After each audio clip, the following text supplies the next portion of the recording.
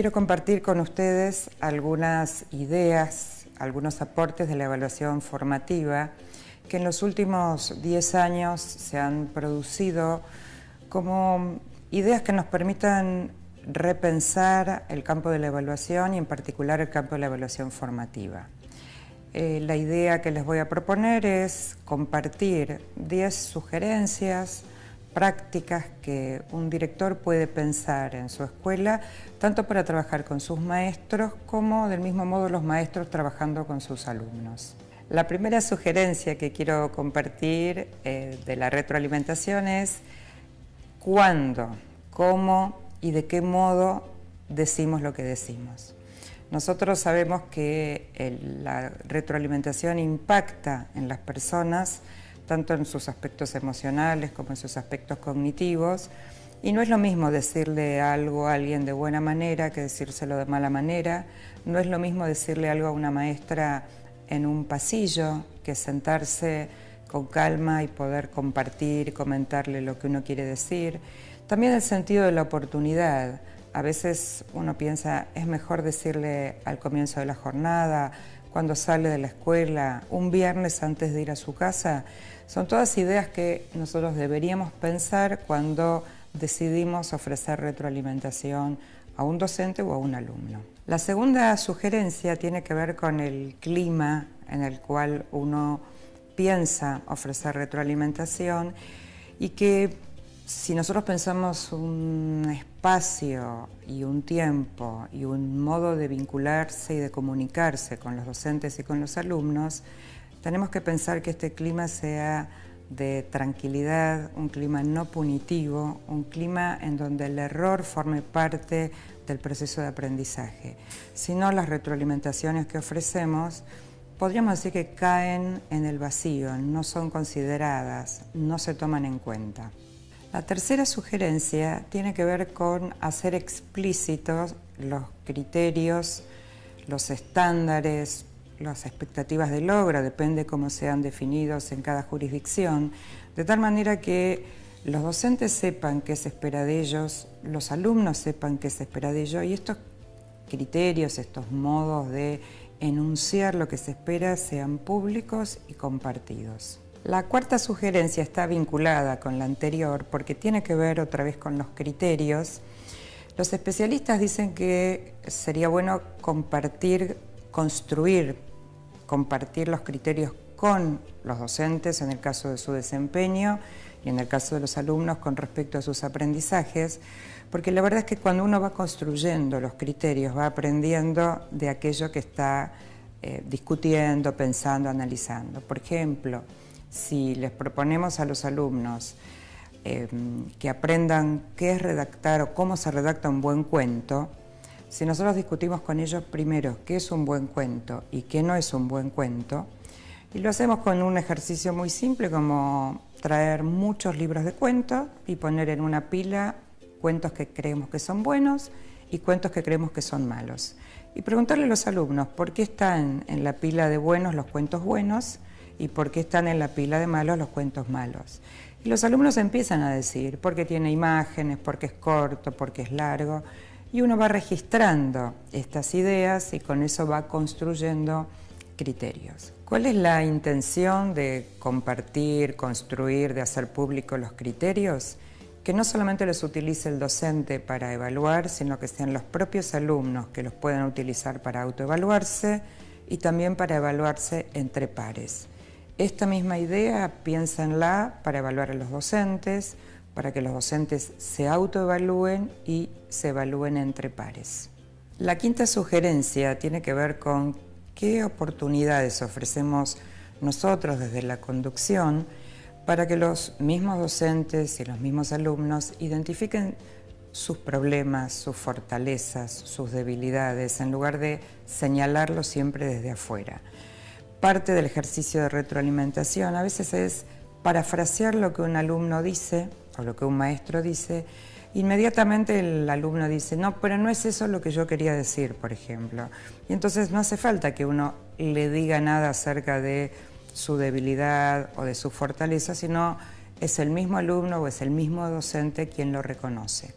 Esto esta manera, digamos, de pensar la retroalimentación, otra vez, y aludiendo a la sugerencia anterior, permite que un alumno se autoevalúe, que un docente se autoevalúe y que el ejercicio de retroalimentación no sea siempre decirle lo que tiene que hacer, sino empoderar a los alumnos y a los docentes para que ellos mismos identifiquen cómo están yendo, cómo les está yendo en la escuela, cómo están ejerciendo su rol como docentes. La sexta sugerencia tiene que ver con la cantidad de información que uno puede ofrecer en una retroalimentación. Nosotros pensamos que deberíamos elegir, focalizar en algunos aspectos, porque nadie puede hacer algo con todo lo que uno le dice. Un ejemplo puede ser, si yo corrijo una producción de un alumno, no puedo señalarle 20 cosas en su producción, porque la pretensión de la retroalimentación sería que el alumno haga algo con lo que yo le estoy sugiriendo, proponiendo. Y si recibe 20, es muy difícil operar con esas 20 sugerencias o propuestas. Entonces, la idea es que nosotros como directivos o como maestros podemos registrar mucha cantidad de información, pero al momento de pensar en la retroalimentación debemos focalizar en aquellos aspectos que sean más relevantes para mi grado, para mi institución, porque tiene que ver con el proyecto que estamos encarando este año, porque tiene que ver con los procesos de mejora que queremos considerar, y entonces eso nos ayuda a priorizar, a jerarquizar, a elegir algunos de estos aspectos y trabajar con esa retroalimentación. La séptima sugerencia, bien puntual, tiene que ver con un modo de ofrecer retroalimentación es ofreciendo ejemplos, mostrando ejemplos, modelando cómo se hace algo. Nosotros tenemos siempre alguna historia de crítica a los modelos conductistas y entonces parece que mostrar o modelar no está bueno porque entonces el alumno o el docente no construye. Y la verdad que esto no es así. A veces es bueno mostrar un buen ejemplo, a veces es bueno modelar cómo se hace algo, para después el alumno o el docente lo haga a su propio modo, a su propia manera. Pero esta idea de piensen cómo lo harían, por ejemplo, y no ofrecer ningún ejemplo, muchas veces deja en el camino a muchos alumnos o a los docentes sin saber exactamente cuál es la propuesta. Así que buenos ejemplos es una buena manera de retroalimentar. La octava sugerencia tiene que ver con pensar dos cuestiones muy importantes en la retroalimentación. La primera es valorar aspectos positivos. Todos los alumnos y todos los maestros hacen cosas bien. Entonces, el primer ejercicio que uno debería hacer cuando uno ofrece retroalimentación es identificar aquello que hacen bien, aquellas fortalezas, aquello que muestra lo que el maestro sabe, lo que el alumno sabe, y para poder, obviamente, después avanzar sobre otros aspectos. Pero esta valoración, uno diría, casi sería el comienzo de una buena retroalimentación. La segunda idea es que no siempre necesitamos decir cómo hay que hacer las cosas. Muchas veces una buena retroalimentación es una buena pregunta, que lo deje al otro pensando. Los dos aspectos, la de la pregunta y la de la valoración, van a impactar también, como dijimos antes, sobre el campo de la autoestima, no solo sobre los conocimientos o sobre los aspectos cognitivos de un estudiante o de un maestro, sino sobre su autoestima, y sabemos que quien se siente bien, se siente reconocido, tiene muchas más posibilidades de aprender más y mejor. La novena sugerencia tiene que ver con qué esperamos que el otro haga con lo que le ofrecemos como retroalimentación. Y algunos autores usan una analogía muy linda que es la analogía del paquete, ¿no? Y uno dice, ¿qué hace una persona cuando recibe un paquete? Puede hacer muchas cosas. Puede devolverlo al remitente, puede quedarse con el paquete y abrirlo, puede guardarlo para más adelante, puede tirarlo a la basura. Y nosotros no queremos que la retroalimentación ni vaya a la basura, ni quede olvidado. queremos que el alumno y el docente hagan algo con aquello que les proponemos, les preguntamos, les sugerimos. Entonces es muy importante no solamente ofrecer retroalimentación, sino que seamos muy claros en qué queremos que hagan nuestros alumnos o nuestros docentes con esa retroalimentación. Por ejemplo, volver a escribir el trabajo, por ejemplo, pensar otra estrategia para la próxima clase, o sea, ser muy claros en el pedido. La última sugerencia es una bien específica y es un ejemplo de lo que en el campo de la retroalimentación llamamos protocolos, que son una especie de redes de conversaciones organizadas que tienen una estructura, que lo que permiten es en muy poquito tiempo ofrecer retroalimentación.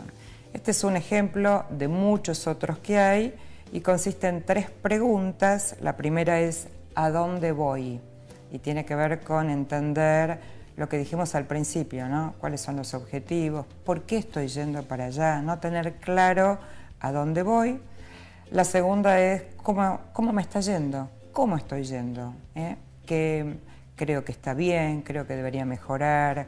¿Qué recurso necesito? ¿Qué ayuda necesito? El tercer punto es ¿cómo sigo? Porque tenemos que pensar en el futuro, tenemos que pensar hasta aquí llegué, ¿qué más tengo por delante? ¿Hacia dónde voy? ¿Qué otros aprendizajes?